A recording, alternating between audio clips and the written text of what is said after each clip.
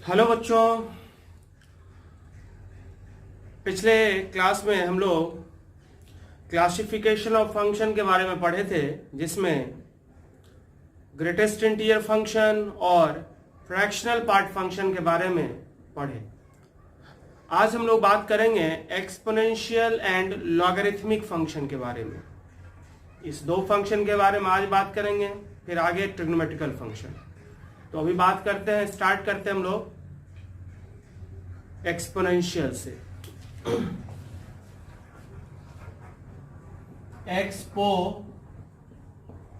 Exponential function, exponential function. So y is equal to a to the power x, y is equal to a to the power x, where a greater than 0 and a not equal to 1 and a not equal to 1। a का value यानी base 0 से बड़ा होना चाहिए और base 1 के बराबर नहीं होना चाहिए, वैसे फंक्शन को हम कहते हैं exponential function. y is equal to a to the power x, जहां पर बेस कोई कांस्टेंट है, पावर वेरिएबल है। बेस कांस्टेंट, पावर वेरिएबल तो exponential, base variable power constant तो algebraic, base variable power constant तो एलजेब्रिक। जैसे एक्स स्क्वायर एलजेब्रिक फंक्शन है, a to the 2 to the power x exponential function है। So y is equal to a to the power x, where a greater than 0 and a not equal to 1 को हम कहते हैं exponential function. अब graph हम लोग को खींचना है, graph of y is equal to a to the power x। इसका ग्राफ हम लोग खींचते हैं, a to the power x का ग्राफ खींचते हैं। तो ये दो अलग अलग कंडीशन में, जब बेस का वैल्यू 0 और 1 के बीच में हो तो ग्राफ क्या होगा, और जब बेस का वैल्यू 1 से बड़ा हो तो ग्राफ क्या होगा। ये दो अलग अलग कंडीशन, ये दो अलग अलग कंडीशन क्यों लिए हैं, क्योंकि दो अलग अलग कंडीशन में फंक्शन का जो नेचर है वो अलग अलग है। मोनोटोनिक बिहेवियर, इंक्रीजिंग डिक्रीजिंग जो नेचर है फंक्शन का वो अलग अलग है, इसलिए हम लोग दो अलग अलग कंडीशन लेके चले हैं।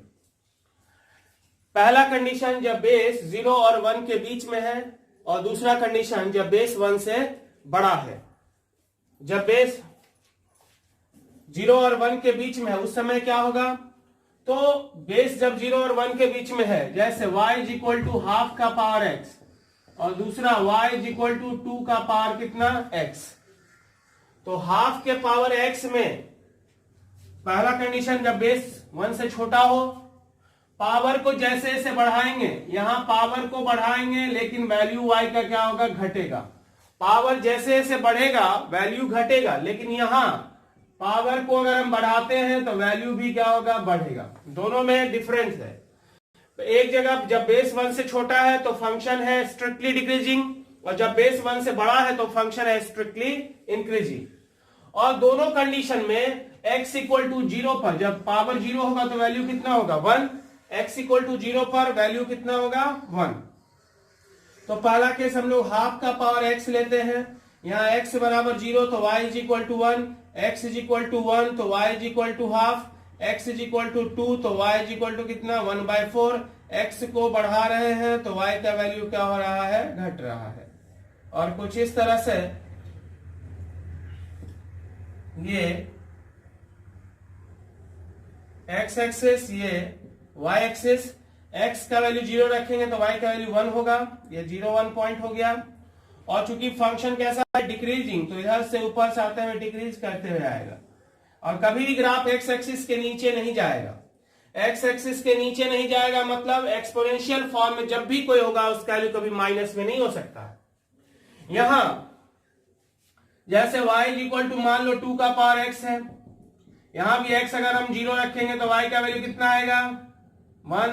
x 1 रखेंगे तो y का वैल्यू 2, x बराबर 2 रखेंगे तो y का वैल्यू कितना आएगा, 4। x को अगर हम बढ़ा रहे हैं तो यहाँ y का वैल्यू क्या हो रहा है, बढ़ रहा है, मतलब फंक्शन कैसा है, स्ट्रिक्टली इंक्रीजिंग। लेकिन यहां भी x इक्वल टू 0 पर y का वैल्यू 1 है, यानी यहां भी ग्राफ 0 1 पॉइंट से पास करेगा और फंक्शन कैसा है, स्ट्रिक्टली इंक्रीजिंग फंक्शन है।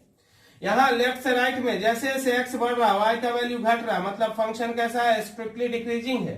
और यहाँ लेफ्ट से राइट जैसे जैसे बढ़ा रहे हैं वैल्यू वाई का भी बढ़ रहा है, आउटपुट भी बढ़ रहा है, इनपुट के बढ़ने से आउटपुट भी बढ़ रहा है। यानी जब बेस 1 से बड़ा होगा तो फंक्शन स्ट्रिक्टली इंक्रीजिंग होगा, और अगर बेस 1 से छोटा हो तो फंक्शन स्ट्रिक्टली डिक्रीजिंग होगा। और दोनों ही कंडीशन में अगर हम बात करें डोमेन और रेंज का अगर बात करते हैं तो फंक्शन का डोमेन क्या है, तो ये ग्राफ माइनस इंफिनिटी से प्लस इंफिनिटी तक जा रहा है, ये भी ग्राफ माइनस इंफिनिटी से प्लस इंफिनिटी तक जा रहा है। सो डोमेन इसका हो गया all real and range of F.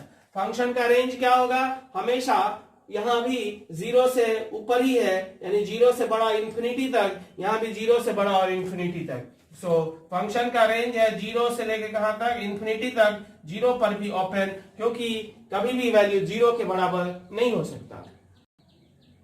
Clear है? यानी फाइनली हमने क्या देखा, एक्सपोनेंशियल के केस में बेस 1 से 1 के बराबर नहीं हो सकता है। दूसरा चीज हमने क्या देखा, एक्सपोनेंशियल फॉर्मेट में तो हमेशा वैल्यू पॉजिटिव होगा। तीसरा जो चीज हमने देखा वो इंपॉर्टेंट चीज कि अगर बेस 1 से छोटा हो, बेस अगर 1 से छोटा हो तो फंक्शन स्ट्रिक्टली डिक्रीजिंग होगा, और अगर बेस 1 से बड़ा हो तो फंक्शन स्ट्रिक्टली इंक्रीजिंग होगा। क्लियर है?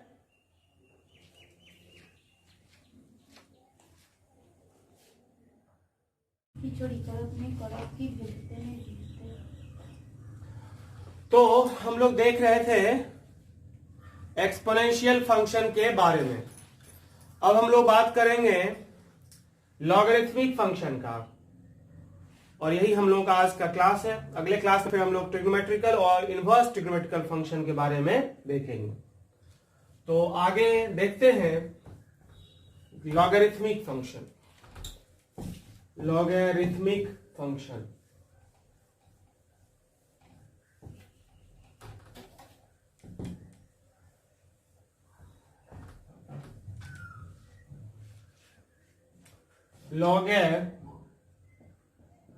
लॉगरिथमिक फंक्शन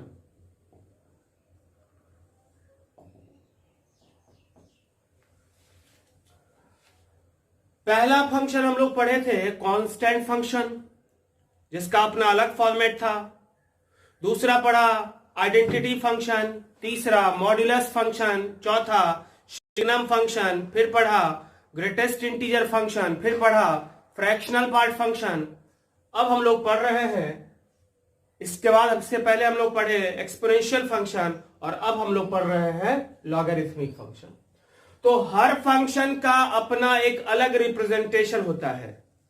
कांस्टेंट का अलग होता है, ग्रेटेस्ट इंटीजर का अलग होता है, मॉड्यूलस का अलग होता है। ठीक उसी तरह से लॉगरिथमिक फंक्शन का भी अपना अलग रिप्रेजेंटेशन है, और वो कुछ ऐसा है y is equal to log x to the base a. क्या पढ़ते हैं इसको, log x to the base a, log x to the base a. x का लॉग a बेस पर, लॉग a का पावर x नहीं पढ़ा जाता, log x to the base a। ये a के पावर x का लॉग नहीं है, x का लॉग है किस बेस पर, a बेस पर। और जैसे एक्सपोनेंशियल में कंडीशन लगा था, वैसे यहां भी कंडीशन, क्या condition, where a greater than 0 and a not equal to 1। Base पर दो कंडीशन एक्सपोनेंशियल में भी था, यहां भी दो कंडीशन है, और साथ ही जिस एक्सप्रेशन का हम लॉग निकाल रहे हैं वो लॉग एक्सप्रेशन भी 0 से बड़ा होना चाहिए। मींस पॉजिटिव वैल्यू का ही सिर्फ लॉग डिफाइंड है, निगेटिव या 0 का लॉग डिफाइंड नहीं होता। So y is equal to log x to the base a, log x to the base a, जहां a पॉजिटिव होना चाहिए, दैट इज बेस पॉजिटिव होना चाहिए, बेस 1 के बराबर नहीं होना चाहिए, और जिस एक्सप्रेशन का हम लॉग फाइंड कर रहे हैं वो भी हमेशा पॉजिटिव होना चाहिए। सेकंड पॉइंट है ग्राफ हम लोग खींच रहे हैं, graph of y is equal to log x to the base a, log x to the base a का graph. So y is equal to है log x to the base a। इसका मतलब log x to the base a बराबर कितना, log x to the base a is equal to b, है कि नहीं।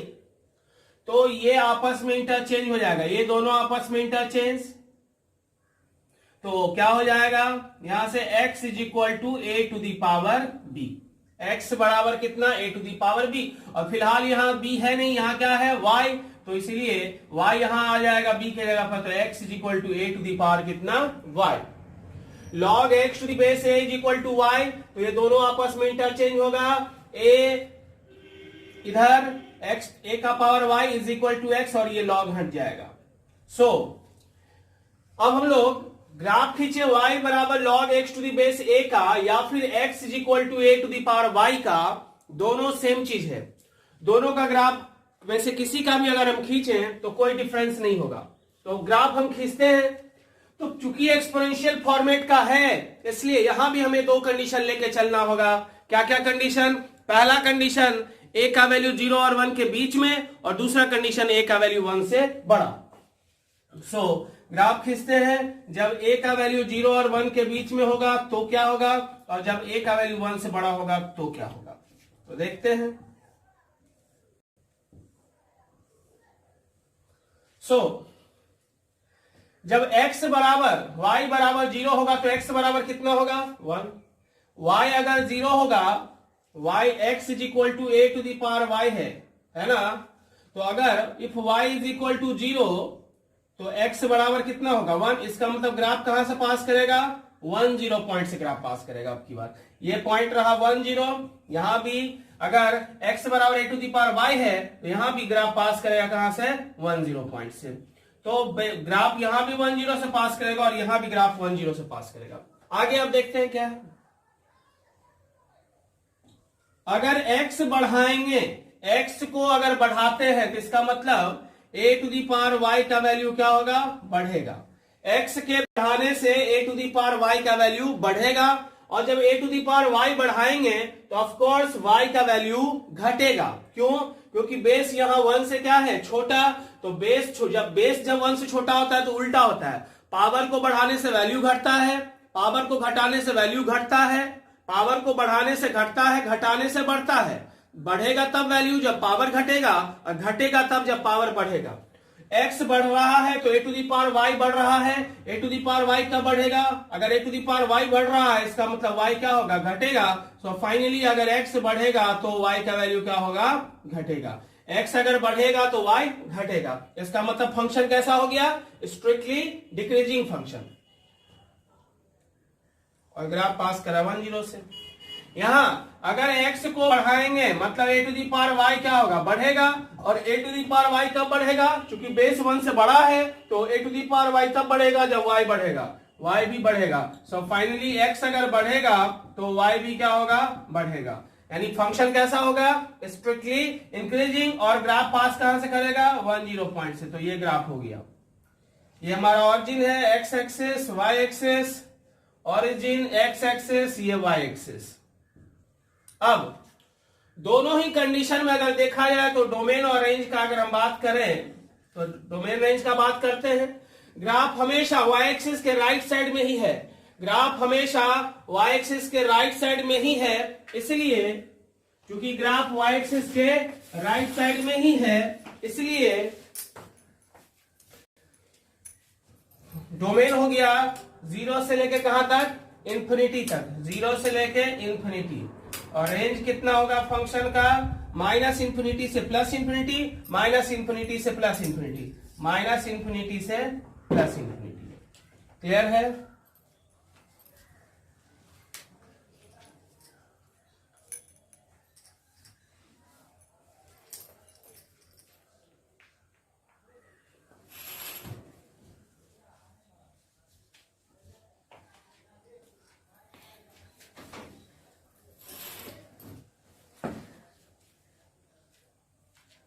अब आगे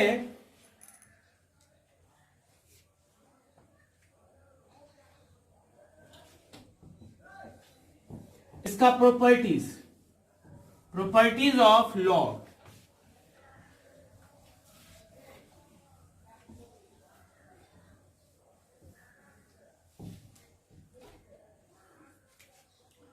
अब बात कर रहे हैं किसका प्रॉपर्टीज का।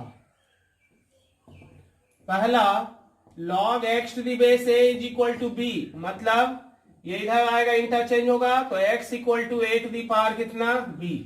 दूसरा log 1 at any base is equal to 0। तीसरा log b to the base a is equal to log b by log a with same base and defined base. जो भी बेस डालेंगे सेम डालेंगे, लेकिन वैसा बेस डालेंगे जो हो सके, जो कंडीशन को सेटिस्फाई करे। चौथा log a to the base a is equal to कितना 1। पांचवा log b to the base a is equal to 1 by log a to the base b। छठा a to the power log b to the base c, सबसे ऊपर वाला power और सबसे नीचे वाला base interchange, that is equal to b to the power log a to the base c। 7 a into b का log, a into b का log बराबर a का log प्लस b का log। 8 a बाय b का log is equal to a का log minus b का log।